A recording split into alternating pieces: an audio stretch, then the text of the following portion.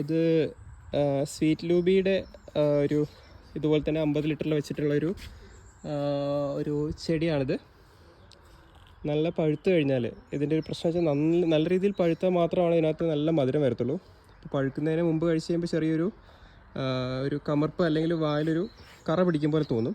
പക്ഷെ നല്ല രീതിയിൽ വിഗ്രസ് ആയിട്ട് വളരുന്ന ഒരു എല്ലാവരും വീട്ടിൽ വെക്കേണ്ട ഒരു ചെടിയാണ് ഈ സ്വീറ്റ് ലൂബി എന്ന് പറയുന്നത്. അത്യാവശ്യം നമ്മുടെ ഷോപ്പിൽ നിന്ന് കിട്ടുന്ന പ്ലമ്മിനെക്കാട്ടും നല്ല മധുരമുള്ളത്. നല്ല പഴുത്ത് കഴിഞ്ഞാൽ നല്ല തിക്ക് ഡാർക്കായി കഴിയുമ്പോൾ പറിക്കുകയാണെങ്കിൽ നല്ല മധുരമുള്ളൊരു ഒരു ഫ്രൂട്ടാണ് ഈ ലൂബി എന്ന് പറയുന്നത്. പ്രത്യേകിച്ച് ഒരു കെയറും വേണ്ട.